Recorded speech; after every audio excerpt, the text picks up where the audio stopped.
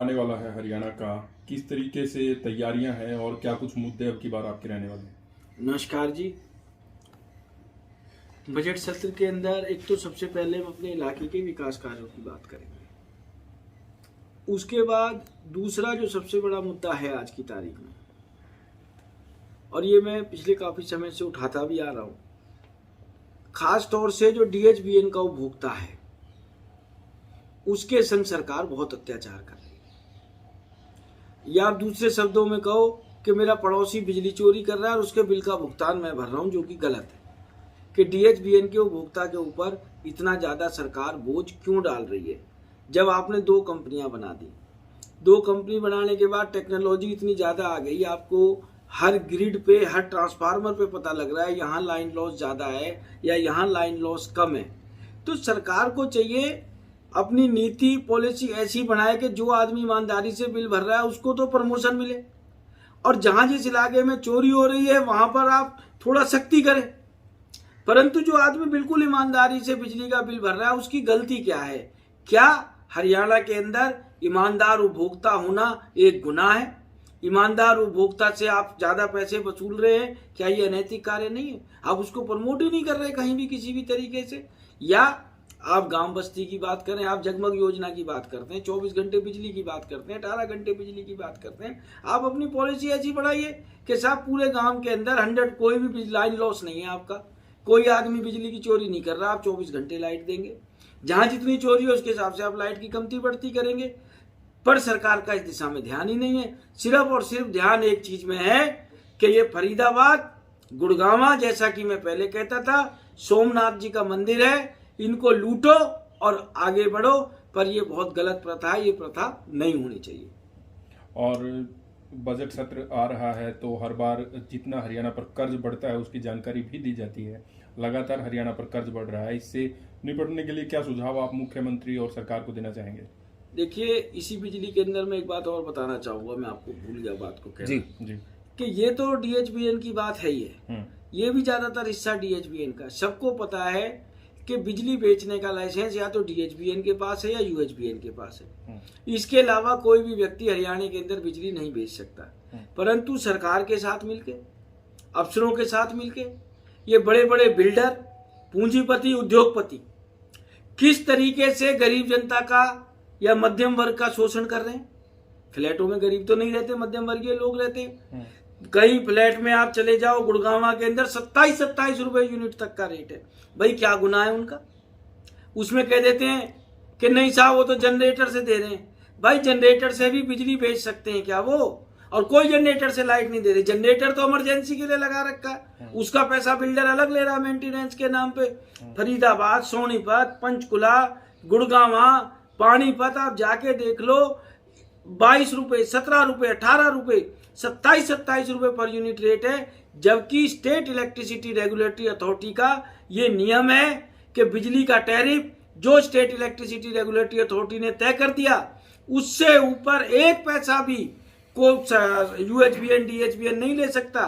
परंतु सरकार की आंखों के आगे सरेआम जनता को लूटा जा रहा है और सरकार आंखें बंद करके सारा तमाशा देख रही है। जहां तक आपने शहर के ऊपर कर्जे की बात करी, सरकार की नीयत और नीति साफ हो, कर्जा तो मेरा फरीदाबाद अकेला ही पटा देगा सारे का सारा। परंतु ये कि सबको चाहिए अंडर टेबल, सरकारी खाते में कोई पैसा लेके राजी नहीं। मेट्रो है हमारे यहाँ, TOD की पॉलिसी आई पड़ी है। आप फरीदाबाद बॉर्डर से लेके बल्लमगढ़ तक चले जाओ, 6 किलोमीटर का पैच है, मुश्किल से या 10 किलोमीटर का होगा। जो TOD की परिधि में बिल्डिंग आती है 24 घंटे तो उनके ऊपर सर की तलवार है, पता नहीं कब पीला पंजा आ जाए। उस पीला पंजा आने के नाम पे पैसे कमा लेते हैं। सरकार उन सबको रेगुलराइज करे, उनसे पैसा ले जो TOD के नियम कानून तहत है, और आगे से ऐसा सिस्टम कर दे कि कोई इस तरीके से अनऑथराइज कंस्ट्रक्शन नहीं होगी। कोई आदमी टाउन कंट्री प्लानिंग के डिपार्टमेंट में धक्के नहीं खाएगा। महाराष्ट्र की तरह पॉलिसी हो, और स्टेटों में भी है कि आपको कंप्यूटर पे लाइसेंस का नक्शा मिल जाएगा, कंप्यूटर पे आपका बिल्डिंग प्लान पास हो जाएगा, आपको कहीं बाहर जाने की जरूरत नहीं है। सरकार का ध्यान ही नहीं है इसके ऊपर, क्योंकि TOD के अंदर कम से कम 20 करोड़ प्रति एकड़ आता है सरकार को, EDC, IDC, IAC और लाइसेंस फीस के नाम पे। और आप वहां पे जांच करा के देख लो। विधानसभा में भी मैंने ये बात बोली, पर उसके बाद सरकार ने कख नहीं किया उसके ऊपर, इवन देन सर्वे तक नहीं किया। बड़े दुख की बात है। और कुछ नहीं, सरकार यही सर्वे कर ले भाई कितने लाख करोड़ आ जाएंगे इस तरीके से, और हरियाणा सरकार का पूरा कर्जा माफ हो जाएगा। सरकार चाहे तो क्या नहीं हो सकता। एक सरकार पीएचडी स्थानीय रोजगार, स्थानीय युवाओं को रोजगार देने का जो अब इसका काफी कानून किया जा रहा है, कानून लेकर आई है, इसकी काफी तारीफ की जा रही है। आपके एरिया में काफी इंडस्ट्री है एनसीआर में, आप किस तरीके से देखते हैं इस कानून को? देखिए, स्थानीय लोगों की रोजगार में प्राथमिकता हो, ये बहुत अच्छी बात है जी। इसके साथ साथ हमें उद्योगों के बारे में भी सोचना पड़ेगा कि जैसे कई स्टेटों के अंदर प्रमोशन है, कानून नहीं है। मैंने विधानसभा में भी चर्चा में कही थी बात कि अगर जो आप स्थानीय लोगों को रोजगार दे रहे हैं तो सरकार ईएसआई देगी, पीएफ देगी, प्रमोट करेगी। और 75 नहीं साहब, 100% करो, नीरज शर्मा उसके साथ है।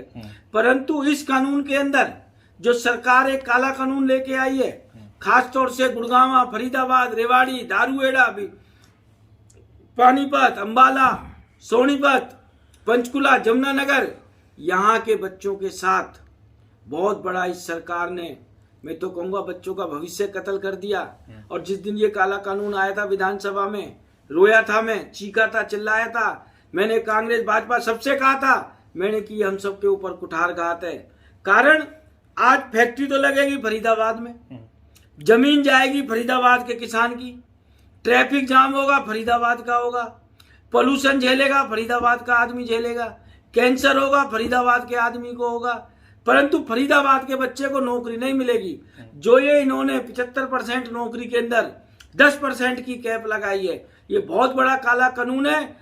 और ये मैं आपके माध्यम से कहना चाहूंगा कि भाजपा सरकार को, कि भाजपा सरकार इस चीज को आप समझ लो, आपकी सबसे बड़ी ताकत जिन जिलों से चुन के आई है, जैसे मेरा फरीदाबाद जिला है, 8 एमएलए भाजपा के, मैं कांग्रेस का हूं। सरकार के अंदर 4 पाए होते हैं, 1 पाए मेरे फरीदाबाद जिले का लगा हुआ है। और आपने सरकार में आते के संग क्या किया? फरीदाबाद के बच्चों का कत्ल कर दिया, फरीदाबाद के बच्चों के भविष्य का कत्ल कर दिया।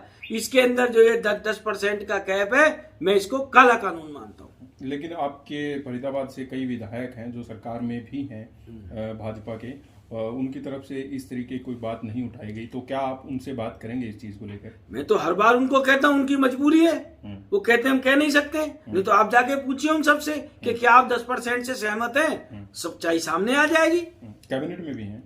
नहीं, कैबिनेट मिनिस्टर साहब हैं, हमारे मूलचंद भाई साहब हैं कैबिनेट मिनिस्टर के अंदर।